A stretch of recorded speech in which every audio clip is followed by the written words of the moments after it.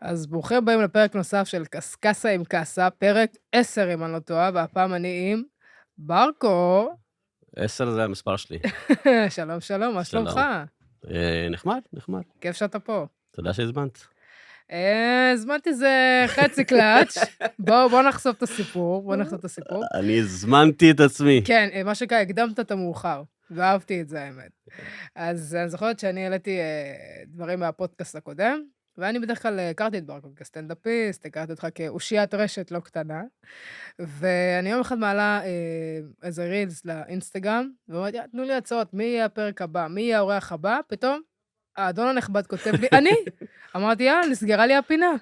אין מה לעשות, יש מקומות שאתה צריך לדחוף את עצמך, כי אחרת זה לא יגיע. כיף שאתה פה, שמחה שאתה פה. כן, זה הצליח. כן. זה הצליח, תנסו את זה, זה גם יעבוד. כן, כדאי, תדחפו את עצמכם קדימה, זה תמיד בדיוק, טוב. כל מקום. אחרת הרכבת עוברת מהר מאוד. אז מה שלומך בימים אלה? נחמד כזה. כן? נחמד, זו תקופה כזאת. נכון, אנחנו בסוג של אחרי שנתיים מאוד מאוד לא של פשוטות. מלחמה. קשה מאוד, כן. תודה לחטופים החיים בבית, החללים מוחזרים אומנם בהדרגתיות, אבל מוחזרים. אבל אי אפשר עדיין להגיד שגרה, זה סוג של ניסיון לשגרה. כן, זה חזרה קצת מוזרה, אבל מרגישים שחוזרים.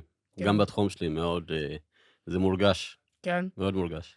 התחום שלך כסטנדאפיסט. כן. בשנתיים האלה זה היה מצד אחד, איך שאני רואה את זה, אני בן אדם שמאוד אוהב לצחוק, אני אדם שגם מעידים עליי שאני אוהבת להקליל אווירה, אוהבת כאילו שהכל יהיה כמובן בנימה טובה, אבל בשנתיים האלה זה כאילו מצד אחד, זה היה נורא נורא חסר, נכון. מצד שני אבל כלום לא מצחיק.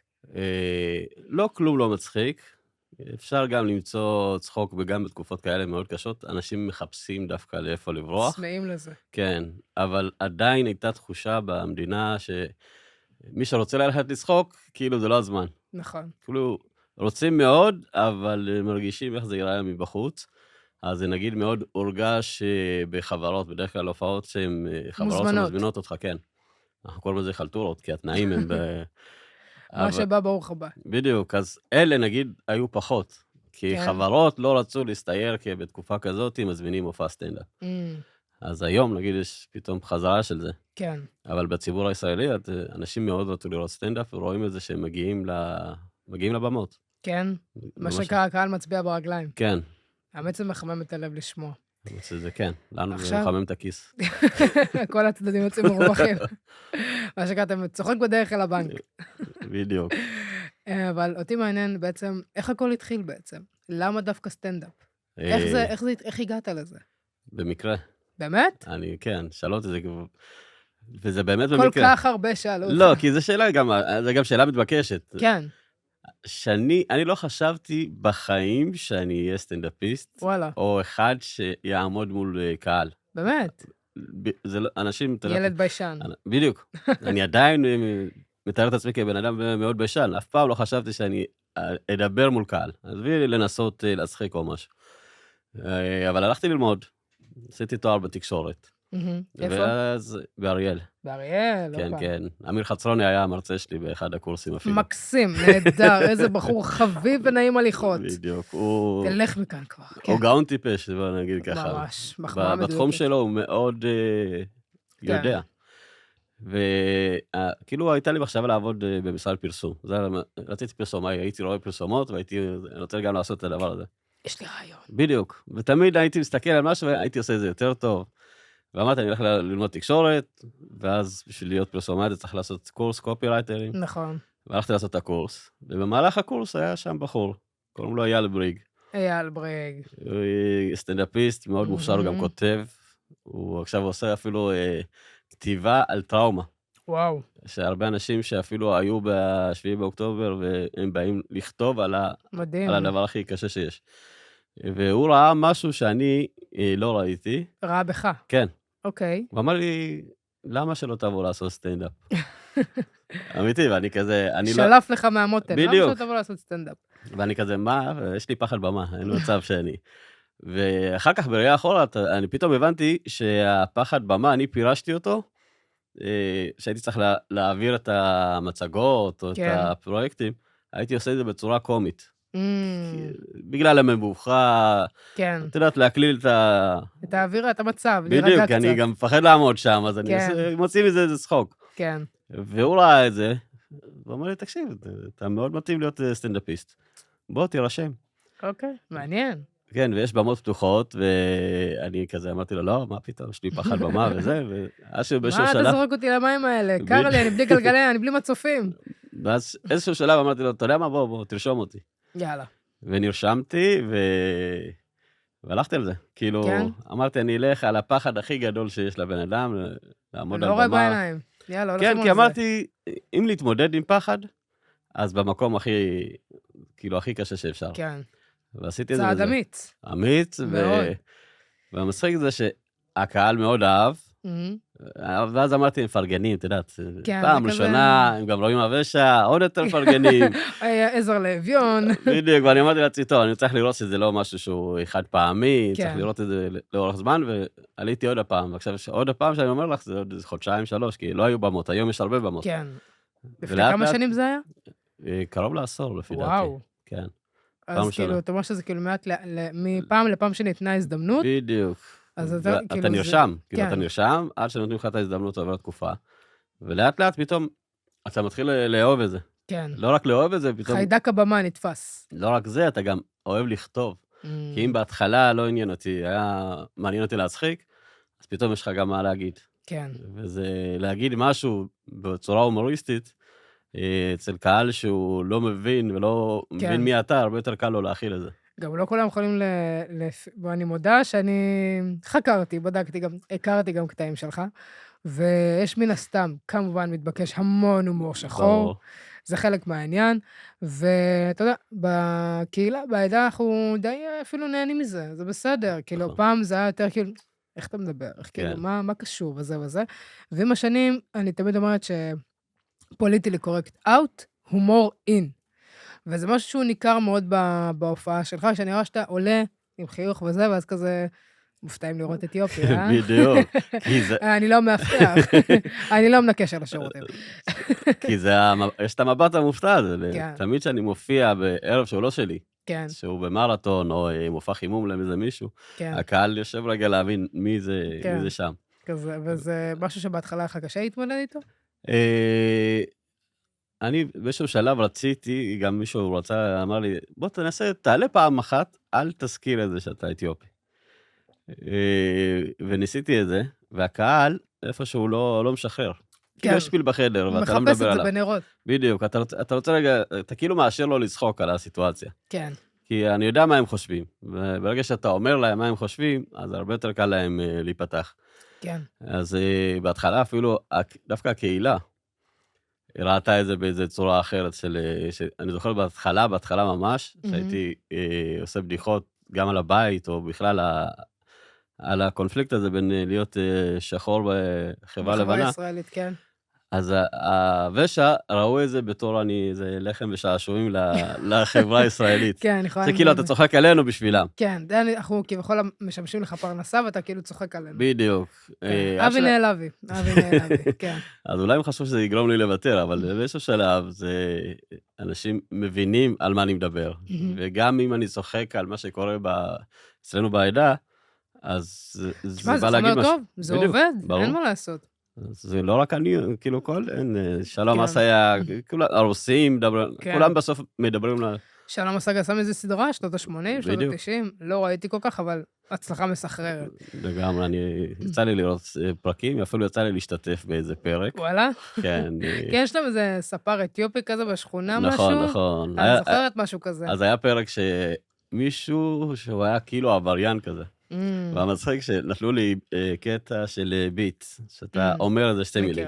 כן. אמרו 2 מילים, משלמים לך יותר, זה הקטע. נכון. ונתנו לי... אל תהיו ביטים, כן. אל תהיו ביטים. בניסיון. נתנו לי את הביט, ומסתבר שנתנו לו עוד מישהו.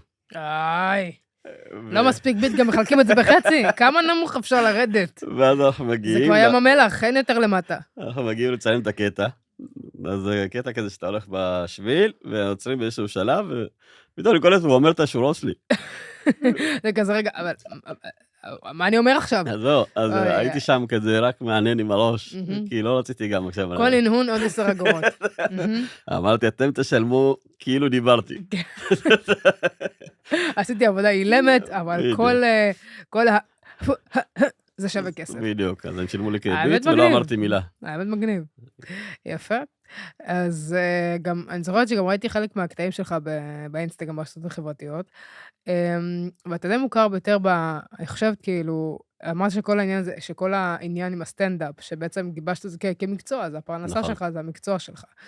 אז זה בעצם תפס תאוצה, אני רוצה לשאול מאיפה הנקודת תפנית, שהבנת, אוקיי, אני עוזב רגע את עולם התקשורת, אני עוזב רגע את זה בצד, ואני מתמקד בסטנדאפ. איפה הייתה נקודת המפנה? אז זהו, תמיד שילבתי את זה עם משהו, ועם כל עבודה אחרת. אני זוכר, בתחילת הדרך הייתי מאבטח, ובמקביל עבדתי בזה, הייתי עובד אפילו בעירייה. וואלה. במקביל הייתי עושה את זה. גם כשעבדתי במשרד פרסום תמיד, זה השתלב. אני, מה שנקרא, המזל, כאילו, אני זוכר שהעליתי את הפרק, את הקטע הראשון, שהעליתי זה הרגע לפני הקורונה. ממש רגע לפני הקורונה, קטע איזה חיים אחרים. התפוצץ, הוא הגיע ל1,000,000 צפיות וואו. בכלום זמן, באיזה 2-3. וואו. הוא התפוצץ ממש, כאילו הזמנות ועניינים וזה. נראה לי אני זוכרת משהו, זה היה משהו עם... הקטע הראשון של סטנדאפ פקטורי, שאני אמרתי... כן, שאתה עולה נראה לי על במה, ואתה אומר משהו... אתם נראים כאילו המנקה כן, על הבמה. כן, זה. הקטע הזה התפוצץ ברמה שאין שוטר שלא זיהה אותי. וואו. זה עבר בין השוטרים, בין כל מיני מקומות, ואז בום, הגיעה קורונה. השלטר, איך שהתחיל האור, בם, השלטר נסגר. הוא נסגר גם לאט לאט, כי היה כזה 1,000 איש, 500, ולאט לאט עשו את ההגבלות. כלום. עד שנגמר. ואז אתה אומר, אוקיי, עברנו תקופה, כן. בוא נתאושש. אנחנו עד היום מתאוששים. בדיוק, עד שאתה מתחיל להתאושש, באה עוד מלחמה, ועוד מלחמה, ועוד מלחמה. אז מה עשית בעצם בקורונה?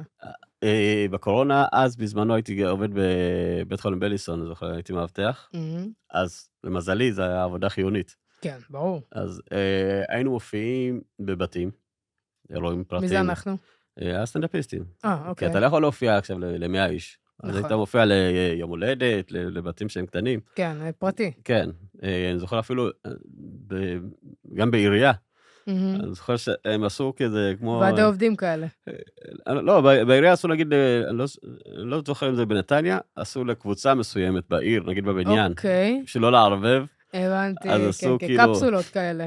הבנתי. אז זה מה שהצלחנו לעשות, עד שלאט לאט כבר אי אפשר, גם זה אי אפשר. נכון. כי בסוף זה יכול, ואז כולם נדבקים אחד ותו ירוק, מהשני. וחיסונים, ופה, ואז אומיקרון, ושמו אומיקרון. אז... אוי, איזו תקופה מייאשת זו הייתה. ואז הגיעה המלחמה. כן. ועוד פעם. יצא לך במלחמה להיות במוצבים לחיילים, למפונים? אני זוכר, נראה לי לפי דעתי, אני הראשון שהופיע לחיילים. ברצינות? אני ועוד היינו קבוצה, יצאנו 2 רכבים. כי אחד מהסטנדאפיסטים הוא גם גויס למילואים. ואז... גם אתה גויסת למילואים? אני לא גויסת למילואים, אני מאלה שקיבלו פטור, ניסיתי, פטור לא רצו לקבל אותי. כן. הגעתי לגיל. גם אני קיבלתי פטור, אין לי מושג למה, עד שכבר הצלחתי להיפטר ממנו, אז היה שם כי אני קיבלתי, הייתה לי אופציה, אני אחרי 2 של שירות מלא, אני קיבלתי פטור ממילואים, כי אני השתחררתי בקורונה.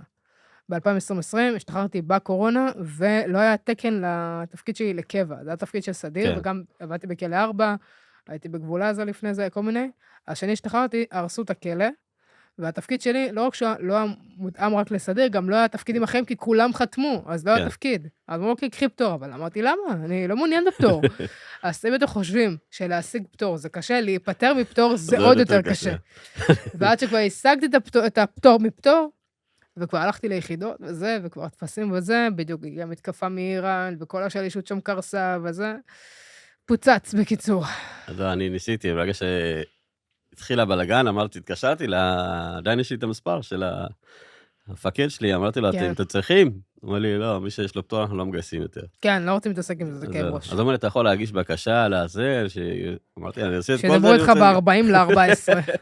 ב-40-13 יחזרו אליך עם תשובה. אז הופענו מלא למילואימניקים, ברמה שאני אומר לך, הקמנו חמ"ל של סטנדאפ, שההופעה הראשונה הייתה בבסיס של אחד הסטנדאפיסטים שגייסו אותו, כן. וזה היה, לפי דעתי, איזה 3-4 ימים מאז המקרה. כאילו, זה היה מאז מאוד השביעי? כן. וואו, זה ממש זה היה צמוד. ממש צמוד, ואנחנו רצינו כאילו לעשות משהו. עכשיו, אין לך דרך אחרת. כן, אני לא רוצה לגייס אותי למילואים, אבל אתה עדיין רוצה להרגיש שאתה תורם משהו. נכון. ושגייסו אותו, אמר, בוא נעשה לחבר'ה, גם ככה זה, הרי לא נכנסו לעזה, זה היה שטחי כינוס. מהמם. והיה כמה ימים שמאבדים את עצמם. כאילו, וואו, אני, קודם כל אני חושבת שצריך הרבה תעצומות נפש בשביל זה, כי אני בימים הראשונים של המלחמה, לא ידעתי לא ימינה ולא שמאלה. זה פשוט ימים של בכי, חוסר ודאות מוחלט, בעצם העובדה לקום, ולנסות, אתה יודע, אתה בתופת, אתה בהלם, אפילו אם אתה לא חייל. עוד לא ידענו כמה חטופים, כמה נרצחים, נכון. כמה הרוגים, מה קורה, הכל היה בעלטה.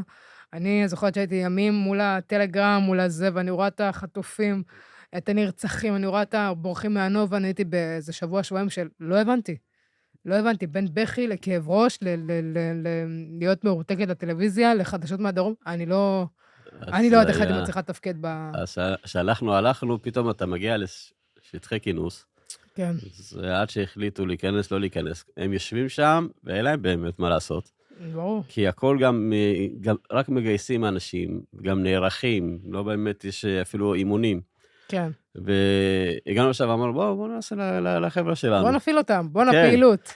והגענו לשם, זה היה, ממש, יצאנו 2 רכבים. מהמם. אני לקחתי את הרכב שלי, אני זוכר. איזה רכב תיקח כפרה? לא, כי לקחתי איתי עוד כמה סטנדאפיסטים. רכב גדול. 4 סטנדאפיסטים, כן. ועוד רכב שיצא גם לכיוון אחר. מהמם. להם, לפי דעתי, התבטל ברגע האחרון. וואלה. כן, הם היו ממש בדרך והתבטל, כי היו שם מלא בלת"מים. כי ברור. אתה לא יודע, גם לא כל בסיס היה מאשר לך להיכנס לעשות. נכון, וגם אז לא כל המחבלים עוד נלכדו. בדיוק, זה היה... וואו, זה חתיכת סיכון. ואז הופענו, וזה היה... וואו, זה היה כן? כזה... כן, זה היה תחושה של... כאילו, הקהל מאוד גם רצה. איזה יופי. שזה כאילו כולם בתוך הבלגן, ועדיין הם מוצאים את הזמן לצחוק. כן. ואז אמרנו, טוב, יאללה, בוא נמשיך עם זה. בוא נמשיך עם זה, והיינו בצפון, ברמת הגולן, מקומות שאסור להיכנס מדהים. אליהם, עם ליווי, אתה יודע, אנחנו אתה נוסעים... חלק מסרט מנטפליקס. לגמרי, אתה מבין, וואו. לימים, אני קלטתי סטנדאפיסטית, אוי, מה קרה? שיש לנו רעשי רקע, אבל בסדר, לא נורא. לימים, סטנדאפיסטית, אלמוג שור. אלמוג שור, אשתו של רועי צברי. בדיוק. מדהימה, כן, הוא גם מדהים. אז הלכנו לו, פנו אליי באיו"ש איפשהו, מהמם. להופיע, טוב, אז אמרתי, אספנו כמה היא סטנדאפיסטים. באה עם הקשת עם הפירות, היא גם הכל צבעוני. עדיין צבעוני, כן. זרקור. היא לא למדה על הסוואה. הם מדהימים הזוג הזה, כן. והיא באה איתנו, ולימים הבנתי שהיא הייתה בהיריון בתקופה הזאת. אני באמת? אפילו לא ידעתי. וואו. היא באה בהיריון כן. להתנדב. בשטח אני לא יודע אם היא ידעה אפילו שזה. וואו, זה היה ממש בהתחלה זה כנראה. ממש בהתחלה, וואו. וזה היה, תקשיב, זה... ונכנסנו עם ליווי, כי אתה לא יכול מדהים. להיכנס בלי ליווי, וזה... היו בסיסים, ובעוטף, גם בתוך העוטף, שאסור לאזרחים להיכנס, זה היה נכון. שטח צבאי סגור. נכון. חוץ מעיתונאים וזה, לא וצלמים, נכנסו שם, כן. ועדיין. היינו מופיעים, ויש שיגור. כן, אז אמרו לך, איך אתה הולך, איפה הממ"ד? כן. אתה לא תספיק לממ"ד, כי כן. אם אתה שומע אותו, הוא נופל. נכון. כאילו, אין סיכוי שאתה מגיע. וואו. אבל עשינו מלא הופעות, לפי דעתי אין מקום בארץ שלא הגעתי אליו. כן. זה היה איזה אני פשוט. חושבת שזה גם תחושת סיפוק מאוד מאוד גדולה. כן. כאילו זה המעט שאתה יכול לתת, אבל בשבילם זה המון. בדיוק, זה היה... המון. אחר כך כבר התחילו לנצל את החרא הזה. כי פתאום אתה קולט, אתה מופיע רק לפיקוד העורף. כן, זהו, רק אין צנחנים, כן. אין כומתות כסופות, בדיוק. רק כתום, כתום, כתום, כתום. אז באיזשהו היי שלב, ההתנתקות. אחרי שנכנסו לעזה כבר זה היה כזה, הם בדיוק יצאו, ואז אתה מופיע להם, סבבה. כן. אבל לאט לאט זה כבר נהיה שכונה, ועד כן. היום אנחנו עדיין מקבלים הודעות של... בואו אלינו, בואו אלינו. כן. כן, אבל זה כבר בתשלום, אני מקווה. אז הם רוצים עדיין בחינם. אם אבל זה אני לך, אומר, הבנתי. עכשיו שיש לכם כסף, אתם כן. מזמינים זמרים, משלמים להם. הסטנדאפיסטים היו שם ראשונים. כן, זה לא, תנו, מה שנקרא, כמו שיש הקרן הקיימת לישראל, הקרן קיימת לסטנדאפיסטים. בדיוק, ומי שגם זוכה לתהילה, זה בדרך כלל הסטנדאפיסטים המוכרים יותר. כן. מבינה, זה ברור. כאילו, הם הולכים לבקר חולים וכאלה. נכון. האמת שאני גם שומעת על לא מעט אומנים שמתחילת המלחמה עד היום מבקרים יום-יום בבתי חולים, אם זה לפצועי מלחמה, אם זה לתושבי הדרום, אם זה קיבוץ בארי, קיבוץ כפר עזה, שזה מדהים. אבל כן. הם לא מדברים על זה, הם עושים את זה בשקט. בדיוק. זה מדהים בעיניי. אני זוכר את זה, זה היה מטורף לחשוב שאתה הולך להופיע בזמן מלחמה, ואני זוכר שאחד מסתכלת כאן השאלות, מה אני עוד רוצה לשאול אותו, כן. כזה לא, מה יש עוד לחקור עליו. היה איזה אחד שהוא שאל, שהוא בא אלינו כאילו אחרי ההופעה, ואמר, תקשיבו, יש פה את כל מגוון הרגשות. כן. עצב, כעס, שמח, כאילו, וכשאנחנו הגענו לשם, פתאום הבאנו את הצחוק. כן. והוא אומר, זה היה משהו שהיה חסר לנו. זה תרופה. תרופה. וההופעה הייתה באיזה קניון בצפון, והלובי של קניון, כן, רואה כזה, שום כזה, ראיתי, זוכרת ביום הראשון של המלחמה, אני רואה את החיילים המדהימים האלה, מי אנחנו בלעדיהם, אתה רואה את המילואימניקים האלה, ישנים באלוניות, תחנות דלק, עם 70 קילו מטען, פשוט רק יושבים, ורק רוצים שנייה לעצום את העיניים, לנוח רגע. זה עשוי להסתכל על זה אחורה, ולהבין שהופעת ברמת הגולן, בדרך לרמת הגולן. האזור הכי ממוקש בעולם. וקניון, שאתה יוצא מהקניון ויש מלא טנקים מסביב. זה כאילו, זה דברים שאתה לא מדמיין את זה. זה סרט, סרט. כן. אז עכשיו זה הזמן לעשות כסף. חבר'ה, כל אלה שהופעתי אצלם. מאני. זה הזמן. יפה, אז מה שגם רציתי לשאול אותך, אתה בתור ילד שגדל בראש העין, אני מבינה. כן. ואתה יודע, כאילו, שאם מסתכלים רגע, אתה כאבא, איש משפחה, נכון. אדם רציני, אל תראו אותו ככה, אני לא סטנדאפיסט, אבל אדם רציני. אבא מעורב מאוד. אני לפני הפודקאסט, הבת מתקשרת, אבא, טלפון, יש זמן מקצב, כמו שצריך, by the book. אגב, אפרופו אבא מעורב, השבוע אמרו לי שעשיתי פעם סרטון, על זה שאני אפזר את הילדות שלי במסגרות, ומישהי כזה באה אליי, אמרת לי, בונה, אתה אבא ממש מעורב. כן, כל הכבוד לך, כן, איזה כל יופי. הכבוד, ואני כאילו נורא הצחיק אותי. כזה, מה? למה שהוא לא מעורב? מה זה מעורבב ירושלמי? אז נכנסתי לאוטו, ועשיתי סרטון, אמרתי, מה זה אבא מעורב? אני אבא, מה זה אבא מעורב? אני לא... אבא נקודה. בדיוק, וזה הגיע למאקו, כי היום זה, אתה יודע, זה משהו אני עדיין לא מצליחה להבין את זה, וזה מדהים שאתה אומר את זה, כי, אתה יודע, שנינו, אמנם אני טיפה יותר צעירה ממך, אתה כבר לא רואים, אבל... אתה לא צריך להסגיר את ה... כן, קצת. עדיין, לא נראה. לא נראה בכלל האמת, הוא אמר לי, תגיל, הייתי בשוק ולא נסגיר אותו פה, אבל אנחנו פחות או יותר, נגיד, אתה חצי דור, אפילו לא דור שלם, חצי דור מעליי, נגיד. ואנחנו באים, מה לעשות, ההורים שלנו באים מנטליות אחרת לגמרי. נכון. שונה לחלוטין. ואתה יודע, היום, נגיד סתם דוגמה, אני יכולה להגיד אם נרגע נקביל את זה למציאות כזאת שאתה יודע, סטנדאפ זה נהדר, זה נפלא, זה אומנות. כן. ואני באה מעולם התיאטרון, מעולם המשחק, זה אומנות. מוזיקה, אז כביכול, מסתכלים על זה, מה, אתה באמת מתפרנס מזה? מה, אתה באמת עובד בזה? מה, אתה בכוונה הולך למקצוע שאין כסף? אז הם לא מבינים לא יודעת אם זה חלק מהמהות של העדה, אבל יש איזשהו קושי מסוים בלהכיל את הדבר הזה כמקצוע. כי התרבות, לא גדלנו על זה. אז נגיד שההורים שלך שהיו בריאים. הם כבר לא בריאים. הבנתי. אז כשהתחלת עם זה, אני מאמינה שהם ראו את זה מתחיל? הם ראו את זה מתחיל, והם לא הבינו מה זה. זהו, אז רציתי לראות איך הם ראו את זה. בתור אחד שהיה במשרד פרסום, עבודה מסודרת, מה שנקרא 9 to 5, משנה פאזה, כמעט 180 מעלות הפוך. אתה יודע, היית יכול להישאר בקו תפר הזה, עבודה מסודרת, יש לך משכורת, אתה יודע, אתה חי וזה, ואתה עושה מין טרנספורמציה שונה לגמרי. כי הם לא הבינו את זה כמו שאת מתארת את זה. נכון. הם מבחינתם... מה זה השטויות האלה? לא, מה זה הדבר הזה שאתה הם היו עושה? שמחים, כי שולחים בוואטסאפ את הסרטונים. אז הם כאילו, אתם רואים? זה בן שלי. אז זהו, בדיוק. אז הייתה איזושהי גאווה מסוימת, שמעבירים סרטונים של הילד שלך בין המשפחות. אבל הם לא הבינו את המשמעות של מה זה דורש, או את ההקרבה. קשה להם להכיל את זה. קשה, עד היום אפילו, אני יכולה להגיד שזה לאו דווקא דבר שהוא מובן מאליו. אבל מה שבעיניי מאוד יפה לראות זה שאומנם לא ראית את זה בהתחלה בך. גילו לך את זה בך. בדיוק. שזה מדהים.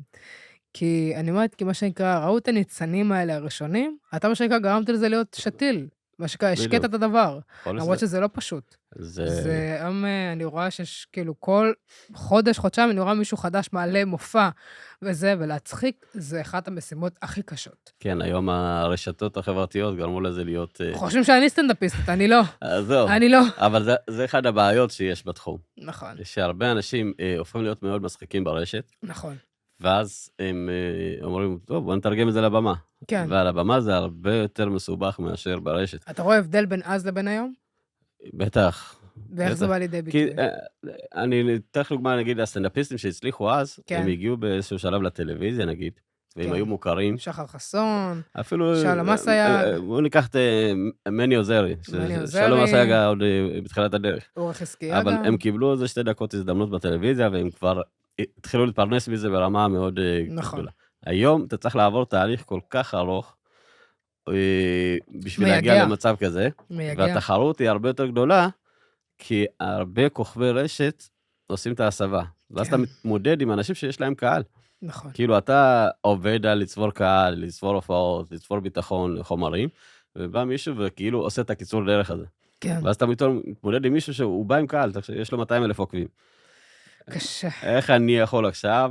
וזה לא משנה אפילו אם אתה יותר מוכשר או פחות מוכשר, זה מה שמדבר. בדיוק, זה מה שמדבר, למרות שיש ניסיון של סטנדאפיסט, מישהו כוכב רשת שעשה את ההסבה הזאת, וזה ירד ממש מהר, ההופעה. כי זה, אני חושבת שזה להבדיל ממישהו שבא עם ניסיון, או טכניקה מסוימת, או כישורים מסוימים, או שנקרא עמוד הוא נר. בדיוק. וכוכב לרוב זה זיקוקים, בוער ומגניב, ואז נגמר. כי גם הבמה לא משקרת גם, הבמה אתה לא יכול לערוך. אתה לא יכול לציין את הסרטון הזה שוב. בדיוק. ואז הקהל שופט אותך, והוא מבין שוואלה, הוא גם משווה למה שהוא ראה, זה לא אותו דבר. נכון.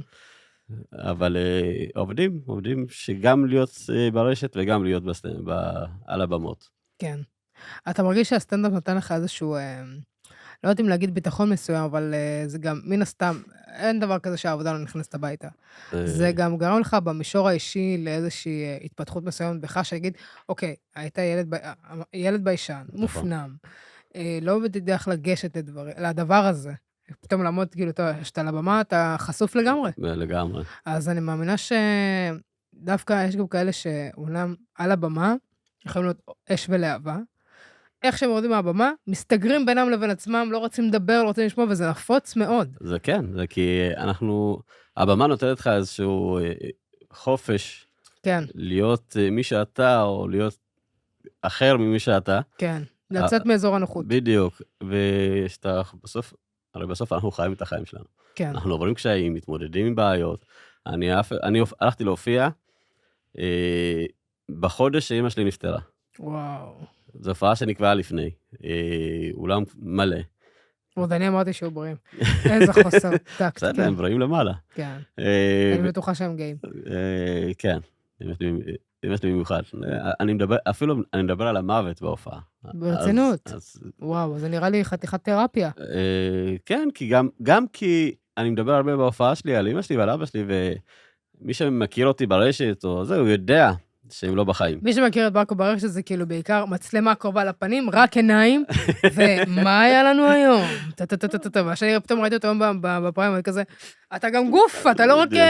אני פתאום רואה את כל הגוף. כן, כולם אומרים, מה זה, אתה נראה יותר גבוה במצבע הזה. לא, אני לא משקר, לא בזה ולא בזה. ואני הייתי צריך להופיע חודש אחרי בחודש עצמו, שאמא שלי נפטרה. במלאת ה-30. כן. וואו, זה קשה. איך ניגשים להצחיק כשאתה באבל? איך עושים את זה? אז תראה מה מצחיק, שבשבעה, שאנשים באים לבקר אותך, אתה צוחק גם שם. נכון. זה כאילו, זה עצוב. כן, זה סוג של ירח דבש כזה. ואנשים צוחקים, ובאים, אפילו שסטנדאפיסטים באים לבקר אותך, אז יש צחוקים סביב הדבר הזה. כן. כי האבל הוא קיים, אבל ההומור עדיין קיים גם בתקופות האלה. גם במקומות האלה. נכון, שאתה הסטנדאפיסט, הרבה יותר קשה לעשות פתאום את המעבר הזה. נכון. אבל אני שאלתי את עצמי, איך הקהל יגיב לזה, יותר מאשר אני, כי מה, הקהל יגיד, מה, איך? זה לא הגיוני, כאילו. זה מעבר חד מדי. זה לא הגיוני, ואני פתחתי את ההופעה שלי עם העובדה הזאת, שאמא שלי משתרה, ואני פה, וזה היה מבחירה. כן. זה היה מבחירה, ואני זוכר שסיפרתי על זה, ואמרתי, מי שמכיר אותי פה יודע, שאמא שלי נפטרה לא מזמן, ואני באתי להופיע, ואני אמרתי להם שההומור הגיע מאמא שלי, כי אמא שלי, היא הייתה חולה הרבה זמן. כן. אז היא עברה הידרדרות עד שנפטרה. ואני אמרתי לה שאני אמרתי לה שאני הולך לעשות סטנדאפ, אז היא אמרת לי, עזוב אותך, מה זה? כן, עזוב את השטויות. כן, ואז אמרתי לה, משלמים לי, אמרתי לי, כמה זה? כזה, אוקיי, למה לא אמרת קודם? ואז זה בדיוק על העניין הזה שאני בתור אתיופי עולה להופיע, שהקהל צריך, רגע, יש פה אתיופי, דבר על זה, אז באותו סיטואציה גם, יש פה מישהו שעבר איזה טראומה מסוימת, רגע, דבר על זה, שאנחנו נרשה לעצמנו לצחוק. כן. אז עושים גם בתקופות הכי קשות. עושים מישן מש, ומה שיוצא החוצה זה כנראה המתכון הכי טוב שיכול לצאת. בדיוק, אז אני מדבר על זה, ואמא שלי נפטרה, אחרי זה אבא שלי נפטר, אז באותה שנה. וואו. כן, כן. באותה שנה. באותה שנה. זה עוד לא התאוששת מהמכה הראשונה, והגיעה המכה השנייה. בדיוק. וואו. לא פשוט בכלל. אז להופיע אחרי שאתה עובר דבר כזה פתאום. זה נראה לי, זה נראה לי כמעט בלתי אפשרי. אבל אתה עובר לזה. בגלל זה גם שאלתי מהבמה נותנת איזשהו ביטחון מסוים. כן. יש משהו נורא, א', מזה שמזהים אותך, אתה מרגיש טיפה יותר קל. כאילו אם פעם הייתי קצת, אני לא מתווכח נגיד, אבל יותר קל לי לגשת לאנשים, יותר קל לי לדבר עם אנשים שאני לא מכיר. כי אני... ראיתם, הוא לא מכיר אותי באופן אישי, וראיתם איזה קל לא לדבר איתי? כי אני בן אדם נחמד. והיא לא משלמת. כן, לא צריך לספר את זה. כולה פה בהתנדבות, חברים, לא יקרה. מה, הפודקאסט שלי זה כבוד? מה קרה לך? בטח, מקום 10. אבל העניין אם לא הייתי שולח הודעה, גם לא הייתי פה. בדיוק, סליחה, יש רשימת המתנה ארוכה, נכנסת בלי תור, חביבי. אבל אני חושבת שכאילו גם, אבל דווקא, נגיד אנשים שלא מכירים אותך, תכלס, אם הם רואים אותך ברשתות החברתיות, הם די מכירים אותך, אמנם לא בפן האישי כל כך, אבל הם מכירים אותך. אני משתדל להיות אמיתי גם במציאות. ואתה גם מדבר על החיים האישיים, או עובר עליך, מה קרה באותו יום, זה לא דבר שהוא מובן מאליו, כי הרבה אוהבים לעשות הפרדה. מה שכביכול רואים ברשתות, או בחוץ, זה כביכול הדמות, ומה שקורה בבית זה שלי, זה פרטי, אף אחד לא נכנס אף אחד, וזה שזה משתלב ביחד, זה לאו דווקא דבר שהוא קל. כן, זו החלטה מודעת לעשות את זה. כן, אני זוכרת אני חושבת שאחד בפרקים, אני לא זוכרת מי זה היה, נראה שאני זוכרת, אבל לא משנה, אז דיברנו, הוא נגיד, זה היה שלומי להקה, הוא נגיד, הוא גם יוצר, הוא זמר, וזה, ואני זוכרת שהוא יוצא גם איפי, שממש מדבר על שירים עמוקים, על חוויות קשות שהוא עבר, וגם הוא עושה ולוגים בעבר והכל, והוא נגיד, הוא חשף את החיים שלו מאלף עד שין. נכון. למה הוא לא אמר תף? כי את התף יש דבר אחד שהוא לא חשף. אז אמרתי, תשמע, אם אתה כל כך חשוף, אתה יכול, הוא יכול ללכת ברחוב, ומישהו יכול להכיר אותו מאלף עד תף, יש בזה משהו מאוד מאוד מפחיד. נכון, אתה גם מאוד פגיע, כי אתה מדבר על הנקודות. הנקודות החשופות תרתי משמע. יש... זה מלחיץ אותך לפעמים? איזה שאלת פסיכולוג, זה מלחיץ אותך? לא כזה מלחיץ אותי. לא חסותים בלילה על זה? יש משהו... טיפול תרופתי אולי? אני לא הולך לפסיכולוג. יצא לך פעם? האמת שהייתה כתבה לא... נראה לי ראיתי משהו. השבוע. ראיתי משהו, כן. ואני סיפרתי כבדיחה. זה היה בדיחה? כבדיחה על זה שאני מופיע הרבה בתל אביב, הרבה חברים שלי הולכים לפסיכולוג, ואני לא הולך. אתה לא הולך, ואמרתי, אולי משהו לא בסדר אצלי. כן, מה, אני לא הולך אולי אני צריך ללכת לפסיכולוג. אולי צריך ללכת לפסיכולוג שיפתור לך למה אתה לא הולך לפסיכולוג. בדיוק. זה נגיד קטע להופעה. אז בדיוק, דיברתי על זה, אמרתי, אולי אני צריך ללכת לפסיכולוג, ואז ראיתי כמה זה עולה, אמרתי, ביי שלום, תודה. בדיוק, ואז אני מספר על זה שאני כאילו, אמרתי, טוב, אני צריך ללכת לטיפול, כי כולם הולכים, אני רוצה לחוות את החוויה. כן, זה כאילו... עוד פעם סלקציה, אני בחוץ, איי. אז אמרתי, אני הולך למגדת עתידות. לאן הלכת? כן, כן, אמרתי ככה. והלכת? בלי לקבוע תור. הלכת? היא לא רצתה לקבל אותי. היא אמרה לי, לא קבעת תור, אמרתי לה, את מגדת עתידות, היית צריכה לדעת שאני מגיע. איך לא ניבית את התור? באמת, את צריכה, תשפי את הכדור בדולח, גברת, משהו בקלפים לא מתפקד. ואז היא אמרה לי שכאילו, לא, אתה מטומטם, אתה צריך פסיכולוג. ואז הלכתי לפסיכולוג.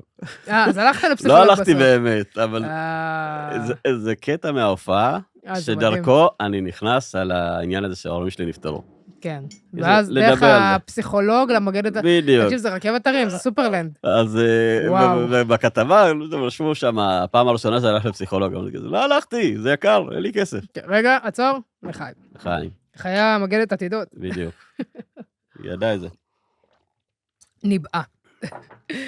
וואו, איזה קטע. כן. אז לא הלכת, אז בסוף לא יצא למגן את לא עתידות, הייתי, לא ולא מגן יצא את- פסיכולוג. לא פסיכולוג. זה הכל בשביל להרים לעצמי, בשביל להיכנס לקטע שהוא אני בסדר. כאילו רגיש, כן. אבל כי פתאום, אי אפשר לדבר פתאום, ההורים שלי נפטרו דרך אגב. כן. לא, צריך להגיע לאיזושהי נקודה מסוימת. נכון. זה לא, אפשר לבוא לזה מה שגע עם בטן רכה. אז זהו, אז כן. מעניין אותי לשאול, היו לך, נגיד, שרו לי את המילה שחקן קומי, או סטנדאפיסט, ישר עולים לי לראש אדי מרפי, לא כזה נהוג להזכיר אותו, אבל גם ביל קוסבי, מה לעשות, הוא היה סטנדאפיסט, עזוב את הפן האישי, כן? נכון.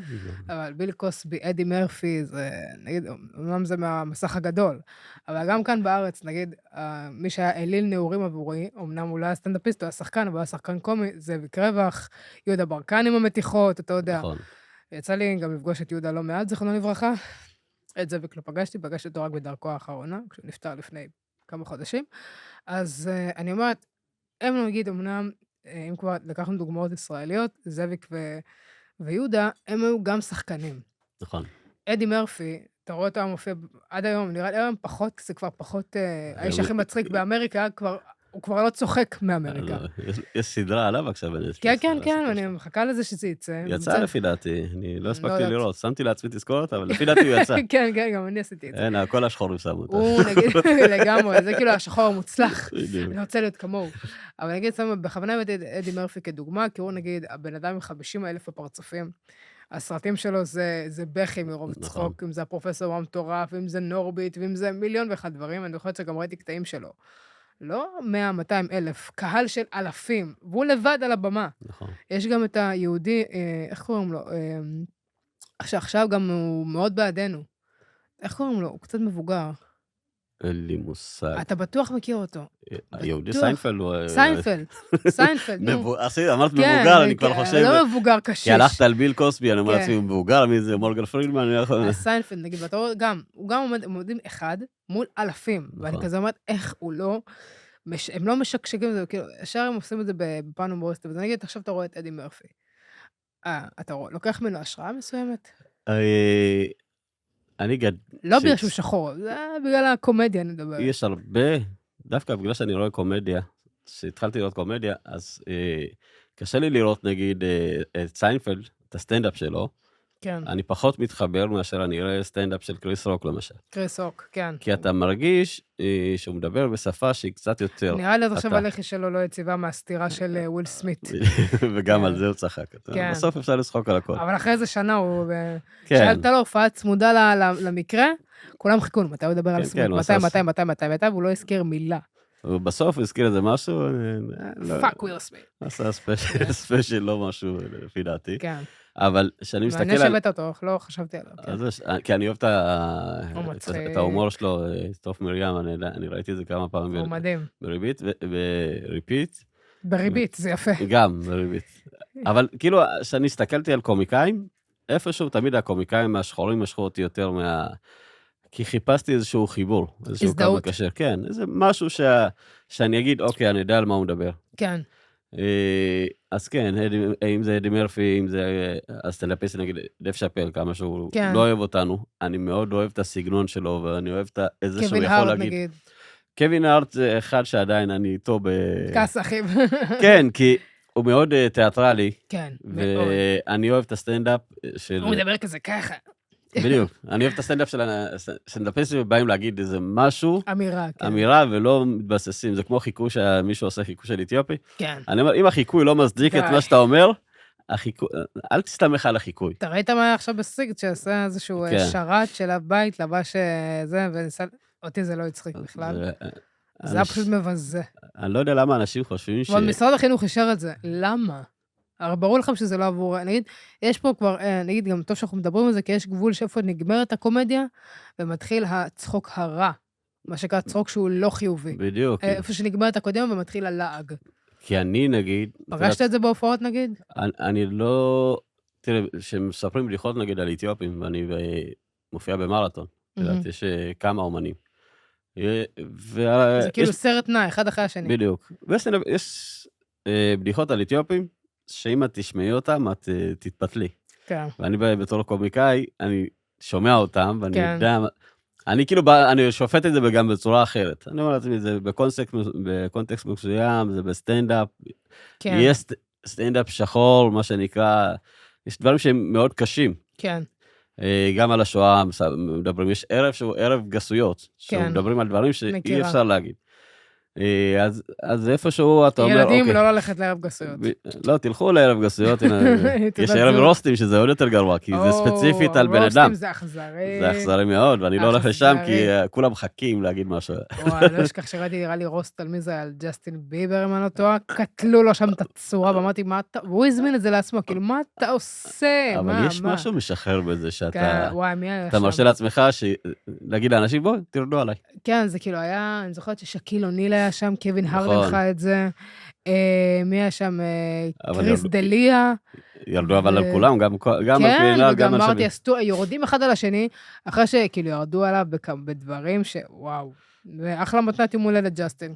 אבל יש, אני נגיד, בדיחות על יש רוסט שואה. ישראלי?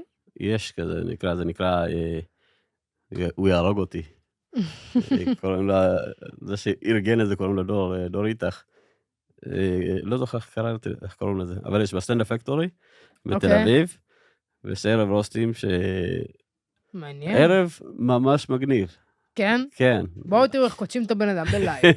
בואו. כן, אני לא זוכר. בואו עם קלשונים, סכינים, כל מה שבא ליד. קרב אחים או משהו, אני לא זוכר איך. אני יודעת שיש באטלים אבל של ראפ כזה, יש גם כן, באטלים של סטנדאפיסטים. אבל הראפ זה כזה, אם יש לך מבשלת, זה לא... אני לא, מדבר איתך על... יש באטלים של ראפרים, יש באטלים של סטנדאפיסטים? אה, האמת זה יכול להיות מגניב דווקא. בארץ זה לא כזה מפותח כן, בשביל זה שיגיע לא- לרמות האלה, אתה יודע, זה גם רמת פתיחות שהיא קצת...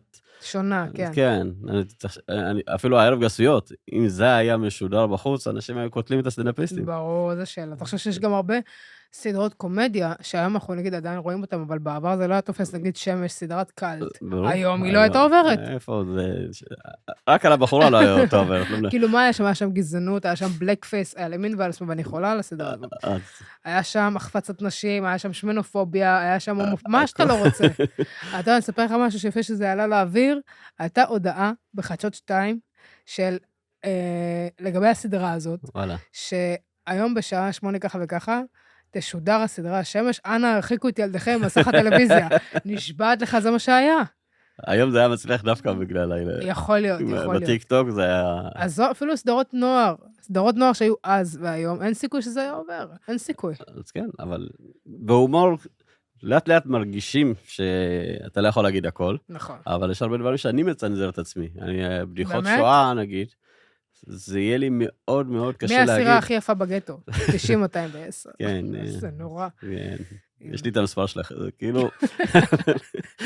אבל יהיה לי קשה מאוד... זה מזעזע, אבל זה כאילו, ויש זה מזעזע, זה מצחיק. בדיוק, אבל אני צריך כאילו, אם אני מדבר, זה כמו שאני אומר על אלה שעושים בדיחות, חיקוי של אתיופים, אני אומר, הבדיחה צריכה להצדיק את החיקוי ואל תסתם חלק. נכון. אני אומר, אם אני אספר בדיחה על השואה, היא צריכה להיות משהו שבאמת מצדיק את זה. אני לא אספר בדיחה סתם בשביל, כי זו בדיחה שואה שהיא מצחיקה. גם אם היא תהיה מאוד מצחיקה, אני חייב להיות איזשהו מסר, איזשהו ביקורת, אולי על הממשלה. קרה לך שנגיד בהופעות שלך, אתיופים, שהיה לך כביכול בדיחות על אתיופים, על העדה וזה, ויש כאלה שקיבלו את זה בעין לא כל כך יפה, קיבלת תגובות כאלה? יש ועדי עובדים שמזמינים אותך. כן. אז הרבה פעמים מזמינים אותך כי אתה אתיופי, ויש לנו עובדים אתיופים, וזה מסתדר יופי. מה שהם לא יודעים זה שהאתיופים גם צריכים לדעת עברית, ההופעה היא בעברית. הם מסתמכים על זה שזה... אין תרגום. ואז אתה מגיע, ויושבים אנשים מבוגרים. dead blitz. והם מבחינתם אתה לא טוב, אתה לא טוב מהבחינה הקומית. אתה לא דובר את השפה. לא רק שאתה לא דובר את השפה, הם מסתכלים עליך כמישהו לא רצוי. כן. כי אתה בא לצחוק עלינו עכשיו, מה אתה בא לעשות לזה? עלינו אתה בא לצחוק? אז יצא לי, ההופעה שקיללו אותי באמהרית. אוי ואבוי, באמת? אוי ואבוי. ממש, זה היה... שלא יזרקו לך בטעות כמחטף או בדיוק, אם היה להם נראה לי שהם זורקים, אבל זה אנשים שהם מאוד מבוגרים, שלא מבינים מה זה סטנדאפ, מה זה הסיטואציה. ומה שאתה זה כאילו גם ראית, לגבי האנשים מבוגרים אני יכולה להבין, כי הם לא מכירים את הנישות של העולם, אבל קיבלת תגובות לא כך חיוביות מצעירים מהעדה?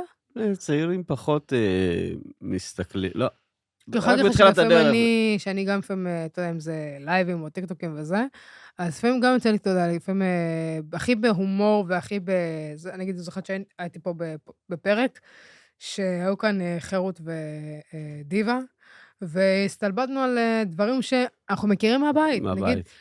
אני זוכרת שהעליתי איזה סרטון, הגיע לאיזה 150,000 צפיות, שלא ידענו שמה תרגיע זה מטאטא באמרית. עשרות תגובות, איך אתם לא מתביישים? כאילו, צחקנו על זה שנגיד, סתם דוגמה, עכשיו אמא שלך, אמא שלך יכולה להיות בטלפון, ונמאסת, אז היא אומרת, תכבה את זה, או דברים כאלה, או שנגיד הסוללה נגמרת, אז היא אומרת, למה הכוח של הטלפון נגמר? או דברים כאלה. קיבלנו, אנחנו צפנו בתגובות, איך אתם לא מתביישים? וזה, חלק צחקו, וחלק, ואני כזה אומרת, חבר'ה, מה אתם משחקים לי? אל תשחקו לי אותה. אתם חצי מי שרשם את התגובות האלה, לא יודעת את השפה על בוריה. בדיוק. לשמחתי אני מדברת מעט אמרית. אומרים לי, מה, אתה יודעת רוסית אבל אמרית? כן. כן. אז כאילו, אני אומרת, השפיטה לפעמים יכולה להיות לפעמים לחומרה, יותר מדי. לא שזה, אני אישית לא מתרגשת מזה. אבל כמישהו שהוא די, הקריירה שלו והתחום מסוג שלו די מתבסס על מה שקרה, הקהל. ואם אתה רואה שהקהל לפעמים יכול להיות טיפה מחמיר, זה קצת מוריד את הרוח ממפרשים לפעמים.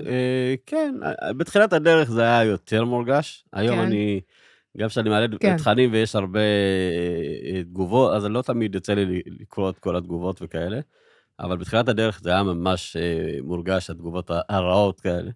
ואגב, הדברים שקורים מהבית, אנשים כאילו, או שהם מנסים להסתיר את זה של אל לספר להם הכל בבית. כן, תקצר. רוצים להרגיש כאילו, אנחנו התקדמנו, אנחנו לא שם. אנחנו כבר מתוחכמים מדי. אבל זה מגניב כי עכשיו נגיד יש סצנה של סטנדאפיסטים מהקהילה, יש ערב שנקרא קומדי בלק. קומדי בלק זה טוב. כן, ערב שהוא סטנדאפיסטים, כולם צעירים, מגניב. אז הם מדברים מאוד על מה שקורה בבית. כן. על דברים שממש, כאילו, אם אני מדבר על החברה הישראלית, הם מדברים ממש על דברים שהם קוראים בבית. אז כל מה שאמרת עכשיו, זה קורה על הבמה. מגניב. אני נראה לי, זה יכול להתפוצץ בקנה מידה מטורף. כי אנחנו הרבה יכולים להזדהות. אבל צריך קהל. זה נכון. תבואו, קהל מצביע ברגליים. הוושע לא באים להופעות. לא רק באים להפגנות. הוושע לא באים להופעות. זה מצער אותי. זו הבדיחה הראשונה שכתבתי אי פעם. למה אין פה אתיופים? למה? לא, זה הזיה, אני זוכר שפעם, הבדיחה הראשונה שכתבתי, הייתה על זה שאני אוהב להופיע מול אשכנזים, כי אשכנזים בניגוד לאתיופים, הם משלמים. לא, אם אני מופיע לקהל שהוא ברובו אתיופי, זה העירייה הזמינה. זהו, אין טיפים. זה, כן, לא באים, ואז אתה מופיע לקהל שהוא לא אתיופי, ואתה צריך כאילו לתרגם להם, שיבינו על מה אני מדבר. בסדר. אבל אני מאמינה שזה במגמת שיפור ועלייה. כן, ברגע שראיתי שיש סטנדאפיסטים חדשים, זה מגניב לראות את זה, כי אתה גם מרגיש כאילו הם הלכו אחריך. אני עברתי מלא נשמה, בשביל שאתה תעלה על הבמה הזאת, אתה יודע מה אני עברתי? מה שנקרא, קהל זה הגיע אחרי הרבה טיפות דם. בדיוק, אם אנחנו היינו על שמואל ברו ויוסי וואס. יוסי וואס מדהים, נפסו מי שמכיר, ראיתי את זה גם לא מזמן בהצגה. אז אנחנו גדלנו על, כאילו הם פתחו לנו את הדרך באיזושהי צורה מסוימת, ואנחנו פותחים את הדרך לעוד חבר'ה צעירים. הם פתחו בצוהר, אתם פותחים את הדלת. לגמרי, אנחנו פרצנו את הדלת. לגמרי. אז לקראת סיום, אני מאוד מאוד נהניתי, תוכל להתפלפל איתך כאן עוד שעות ולצחוק. מה נאחל לך לעתיד? להמשיך להתפרנס ממה שאני אוהב. כן. איך אומרים, תעשה מה שאתה אוהב ולא תעבוד יום בחייך. בדיוק. תן לי לעבוד, אין לי בעיה. חבור עבודה, אין לי בעיה. נמשיך לעשות את מה שאנחנו עושים. כן. ומגיע לנו ימים טובים יותר. כן. אנחנו בדרך לשם. אני מקווה. אז אני מודה לך נורא שבאת. תודה שהזמנת. תודה רבה. תודה שדחפתי את עצמי להזמין אותך. הזמנה כפולה, כן. תודה שהילסתי אותך להזמין אותך. בעונג גדול, היה לי כיף גדול, אתה מדהים. לכו לראות זה ברשתות החברתיות, הוא שופך בצחוק, ואני לא משוחלת בכלל. ונתראה בפרק הבא. נשיקות.